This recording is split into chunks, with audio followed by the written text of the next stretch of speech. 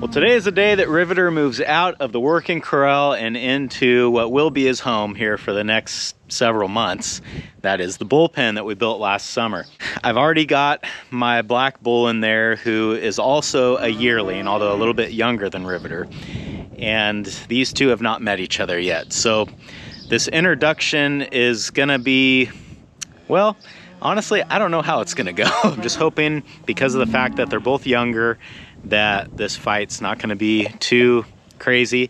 Not to mention the fact that Riveter is a lot bigger than the other bull, so usually that diffuses things pretty quickly because it becomes apparent quite fast which bull is dominant. Here's hoping that we don't break any fences or ruin too many things with this job that we got to do today. That's what's going on today on Farmertylerranch. Step one to all of this is getting this steer out of the bullpen. The reason that he's in there is just to keep the bull company, because generally cattle don't prefer being locked up by themselves. So I gave him a little friend just to keep him company, but now he's gonna have Riveter, so he doesn't need this guy anymore, so we can get him out of the bullpen. My plan to achieve this is to get all of the yearlings here out of the little corral and close that gate, and then we'll bring the steer into the little corral. And I'm thinking that I can get him in, you know, with relatively little trouble, but just in case the bull decides to come with him, if I've got this corral empty, then that's not the end of the world. So let's go ahead and chase these guys out of here and get to it. All right, guys, come on. Shh, let's go. Let's go. Boy, you're wild and crazy, aren't you? Come on. I'm not here to pet you. Everybody out, come on.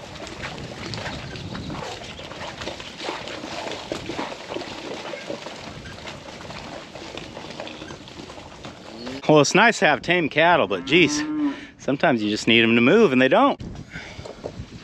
All right, boys.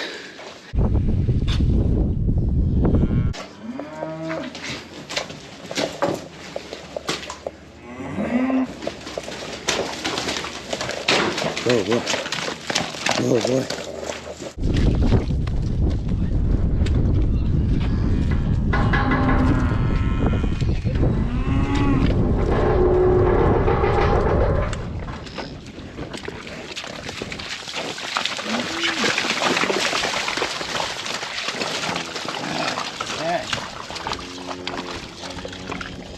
Every time I show this part of the corral, I feel like I have to say, I know this is rinky-dink. This is getting fixed this summer. Can't work on any of this stuff when it's wet like this, but it's in the works. So I think next step is we'll go get Riveter, and then I'll just open that gate. I'll kind of let them find each other and we'll see what happens. Decided to go ahead and close this gate to the big corral, just because there are a few questionable spots where Riveter is going to be going through. And what I mean by questionable is I'm not sure the fence can hold him if he decides he wants to go through it. He is a pretty mellow and docile bull, but he's still a bull. So we got to think about these kinds of things.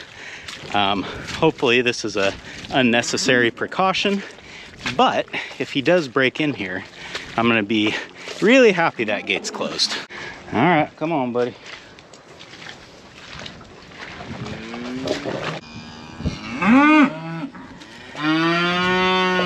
Come on this way.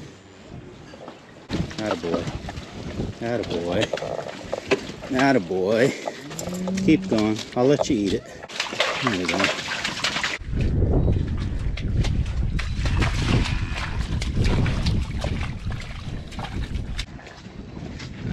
Everybody's curious.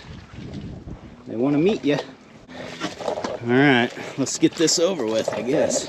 Okay, mind your manners. Be nice to the new kid.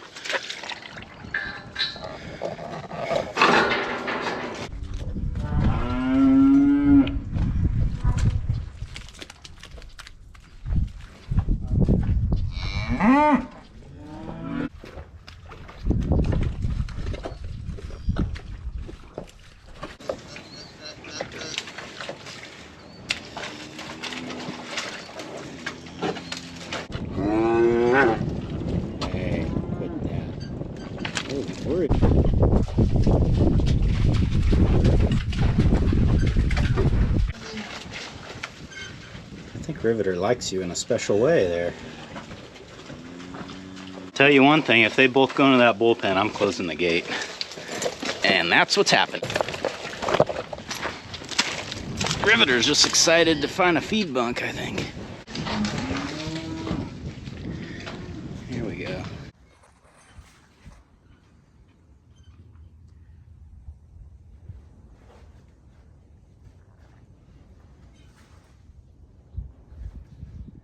This isn't too intense.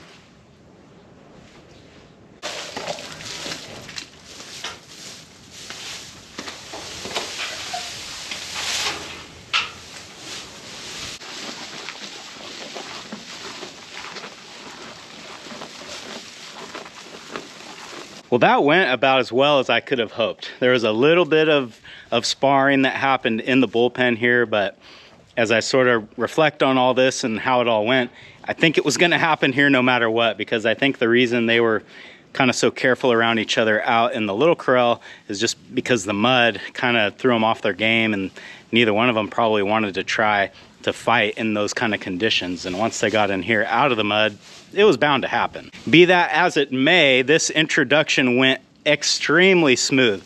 If these were mature bulls, this would have been a totally different story, but because they're both younger, and you know, I thought the black one was significantly smaller than Rivet, but now as I get them right next to each other, like, he is smaller, but it's not by as much as I had thought. So hopefully these guys stay cool with each other and everything works out. I mean, this went a lot better than I thought it would, honestly. Well, it won't surprise me if these guys do end up sparring a little bit more in here, but from what I've seen up till now, at least, they don't seem like they're getting excessively aggressive with each other, and that was kind of what I was more worried about. You know, just touching heads or pushing heads is one thing.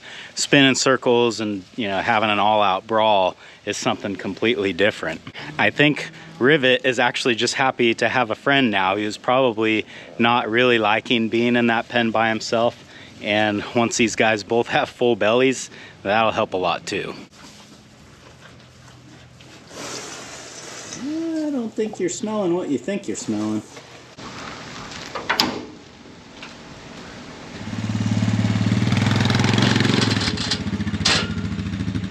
Next job today, while I've got the trailer hooked up and now, as you saw, the four-wheeler loaded, I've got to run over to the winter pasture because I've got another problem cow over there that just refuses to stay within the boundary of the fence. We've kind of had this little game of chess going where she'll break through the fence in one spot, I'll fix it. She'll break through about 10 feet down from the first spot, I'll fix that. And it just keeps going back and forth, and it's getting to the point where it's every day she's doing this, sometimes multiple times a day. In fact, it won't surprise me one bit if we get over there now and she's out. We got to do something, and rather than just keep playing this fence fixing game, I think the answer is, or the only way that I can win the war, is by getting her out of there.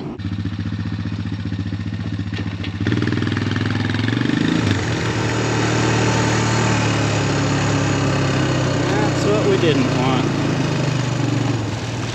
Go on. What's the matter with you two?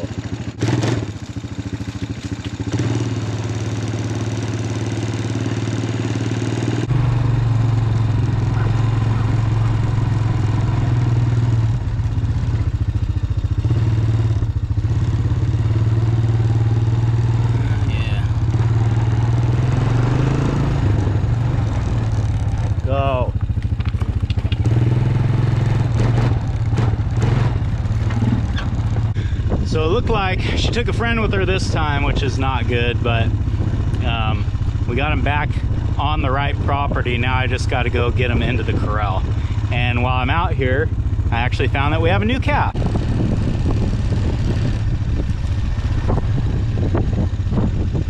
That's her right there.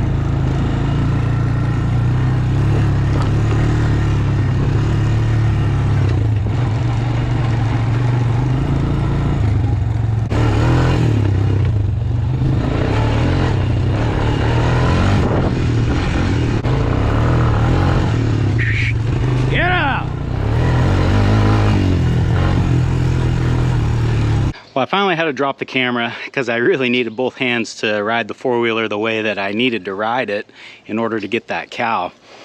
It's really difficult getting these girls, especially singles, out on this ranch because of all the trees and the water. They figure out that if they go in the middle of the pond, you won't go after them.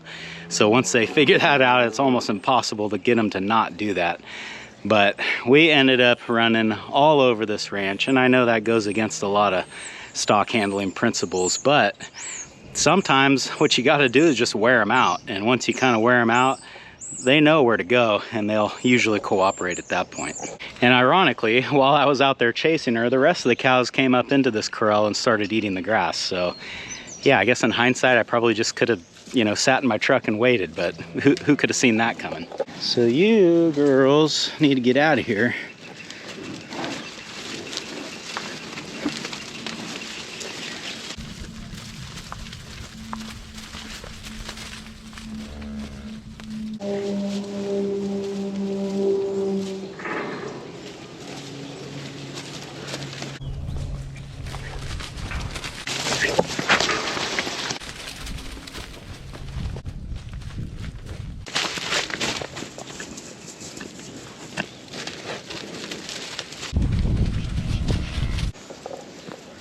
All right, that's the one I need. Get on it. Go on.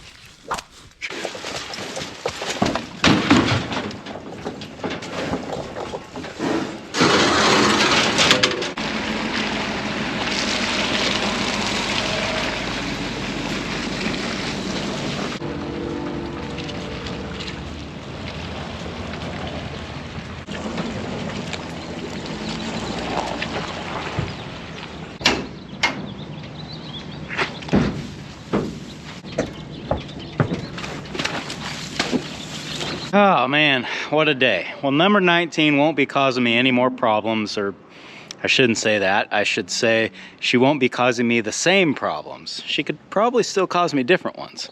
It's got me thinking if maybe I shouldn't run a hot wire on the north end at the winter pasture, and maybe the south, maybe just do the whole thing, because those fences are old and sometimes it can be difficult when the cattle start breaking out like this. They just get it in their head to do it, and you can't hardly break them of it unless you do something like a hot wire, which they really seem to respect. So if we continue to have problems over there, I think that's probably the route that I'm gonna go. But for now, thanks for hanging out with me today, guys, and I hope I'll see you again on Farmer Tyler Ranch.